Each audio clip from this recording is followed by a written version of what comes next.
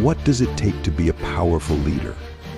500 years ago, Niccolo Machiavelli wrote The Prince, a leadership guide specifically for rulers or sovereign leaders, referred to as princes in the text, and titled detailing how to acquire, maintain, and exercise political power.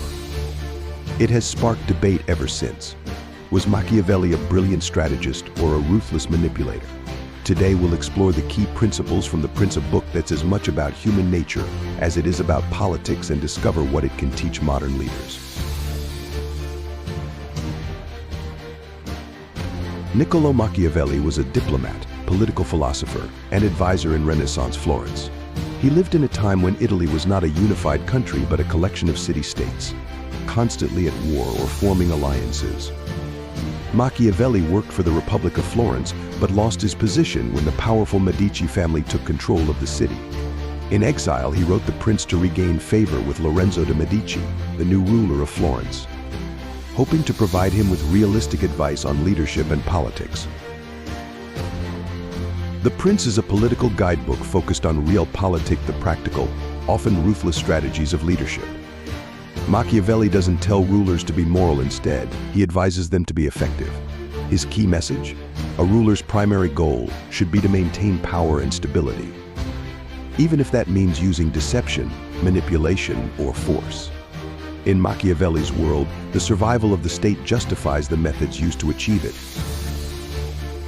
Let's break down the essential principles Machiavelli outlines in The Prince. These lessons are grounded in pragmatism and reflect the realities of political leadership, with examples from both ancient and Renaissance rulers that Machiavelli himself referenced.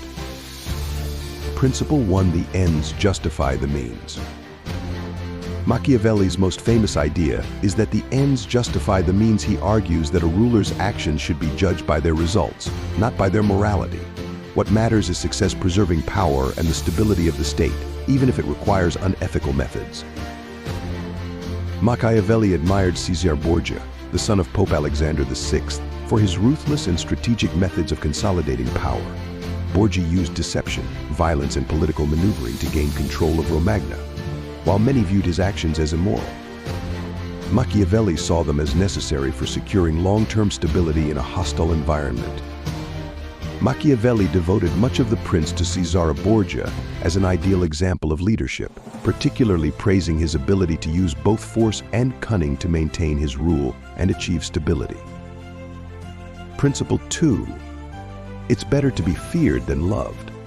Machiavelli famously advised that it is safer for a ruler to be feared than loved, because fear is a stronger and more reliable motivator than love, which can be fragile.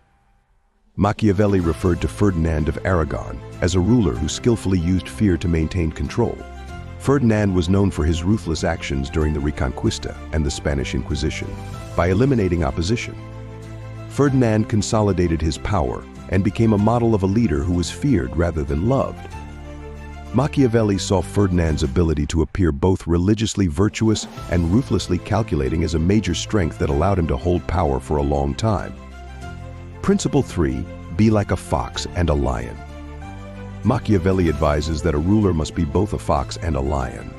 The fox symbolizes cunning, able to detect traps and avoid danger, while the lion represents strength, capable of scaring off wolves. Julius Caesar is an example of a leader who combined the fox's cunning with the lion's strength. Caesar used military force to establish himself as Rome's dictator, but also used political skill and manipulation of alliances to gain control of the Senate. Principle 4: appearances matter more than reality. Machiavelli understood that perception is often more important than reality. A ruler must project an image of virtue, competence, and decisiveness, even if they are using deception behind the scenes. Machiavelli praised Pope Alexander VI, Caesar Borgia's father, for his ability to manipulate public opinion. Alexander VI projected an image of piety while secretly using political alliances and deception to secure power for himself and his family. Principle 5: fortune and virtue. Machiavelli believed that fortune or luck plays a role in leadership, but that a strong ruler can control fortune through virtue, a combination of skill, decisiveness, and adaptability. His belief that while fortune or luck influences events, a ruler's skill or virtue can shape their destiny. Machiavelli admired Francesco Sforza, who rose from being a mercenary to the Duke of Milan. Sforza's success was due to his ability to create his own fortune through decisive action and careful strategic alliances. He contrasted Sforza's rise with the fall of other rulers who relied too heavily on fortune, showing that skill is essential in leadership. Principle 6. Use cruelty wisely. Machiavelli advises that cruelty should be used strategically. When necessary, cruelty should be swift and effective, preventing prolonged suffering or disorder. Machiavelli cites Agathocles of Syracuse, who seized control by eliminating his rivals in a single, brutal coup. This swift action allowed him to secure power and maintain stability. Principle 7. Avoid flattery and choose wise advisors. Machiavelli warns rulers about the dangers of flattery. A wise ruler must surround themselves with advisors who speak the truth. Even when it is difficult to hear, flattery can be misleading and dangerous. Emperor Constantine, the first Christian Roman emperor, surrounded himself with skilled advisors from different sectors of society. By listening to military, political, and religious advisors, he was able to maintain power and establish Constantinople. Principle 8. Flexibility and adaptability. Machiavelli emphasizes that a successful ruler must be adaptable. Flexibility allows a ruler to adjust to changing circumstances, sometimes acting morally, but at other times being ruthless. It is essential for a prince to know how to adapt to the times and circumstances. If the situation changes, a prince should be willing to change his approach to match the new conditions. Augustus, Rome's first emperor, exemplified adaptability.